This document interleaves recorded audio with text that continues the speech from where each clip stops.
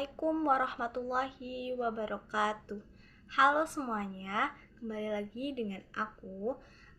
Kali ini saya akan membahas tentang karakteristik media, yaitu media audio, visual, dan audiovisual. Langsung ke materi. Yang pertama, kita akan membahas tentang karakteristik media audio, yang dimana media audio ini hanya bisa didengar. Lalu ada kelebihannya. Yang pertama, mampu mengatasi keterbatasan ruang dan memungkinkan menjangkau sasaran yang luas. Lalu yang kedua, mampu mengembangkan daya ingat dan pendengar, daya imajinasi pendengar. Lalu yang ketiga itu mampu memusatkan perhatian siswa pada penggunaan kata, bunyi, dan arti dari kata atau bunyi tersebut. Lalu yang keempat, sangat penting untuk mengajarkan musik dan bahasa. Laboratorium bahasa tidak lepas dari media ini, terutama untuk melatih listening. Lalu kelebihan yang kelima, mampu mempengaruhi suasana dan perilaku siswa melalui musik, latar, dan efek suara.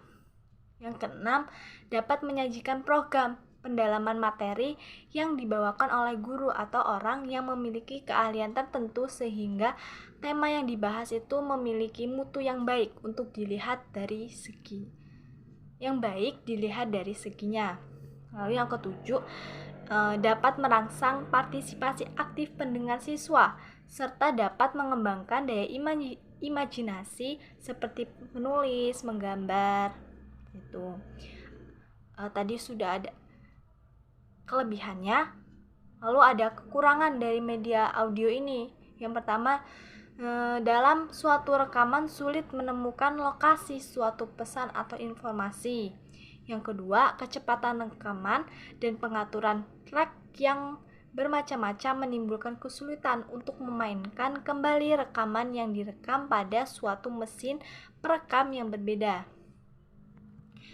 Materi yang kedua, karakteristik media visual. Berbeda dengan media audio, media ini hanya bisa dilihat saja. Tadi kan media audio bisa didengar. Sekarang media visual yang bisa dilihat saja. Dengan penyajian sedemikian menarik, maka media visual dapat mempermudah pemahaman siswa mengenai materi pembelajarannya.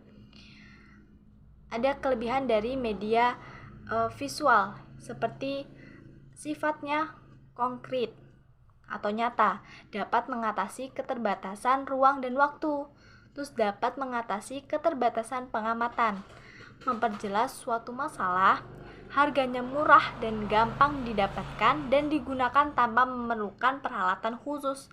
Analisis lebih tajam dapat membuat orang benar-benar mengerti isi berita dengan analisa yang lebih mendalam dan membuat orang berpikir lebih spesifik tentang isi tulisan. Lalu yang ketujuh, pembelajaran yang menggunakan media visual akan lebih menarik dan efisien. Selanjutnya, proses pembelajaran itu akan lebih menyenangkan dan tidak menjenuhkan karena disertai dengan gambar yang menarik. Lalu ada kekurangan dari media visual. Yang pertama, memerlukan ketersediaan sumber dan keterampilan. Lalu yang kedua, tidak adanya audio. Media visual ini hanya berbentuk tulisan, tentu tidak dapat didengar sehingga kurang mendetail materi yang disampaikan. Lalu ada materi yang selanjutnya atau materi yang terakhir, yaitu media audiovisual mempunyai karakteristik sebagai berikut. Yang pertama ada kemampuan untuk meningkatkan persepsi.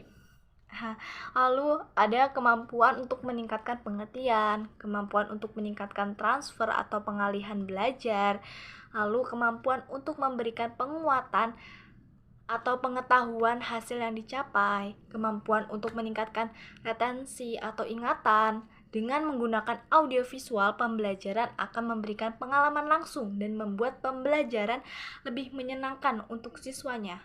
Lalu media visual, audiovisual ini bersifat linear dan menyajikan visual yang dinamis. Media audiovisual ini digunakan dengan cara yang telah ditetapkan sebelumnya oleh perancang atau pembuatannya. Media audiovisual ini merupakan representasi fisik dari gagasan real atau gagasan abstrak. Media ini dikembangkan menurut prinsip psikologis, behavioristik, dan kognitif yang umumnya mereka itu berorientasi kepada guru dengan tingkat pelibatan interaksi murid yang rendah. Seperti itu. Sekian materi yang bisa saya sampaikan. Apabila ada kekurangan dari penyampaian saya mohon maaf. Saya akhiri. Wassalamualaikum warahmatullahi wabarakatuh.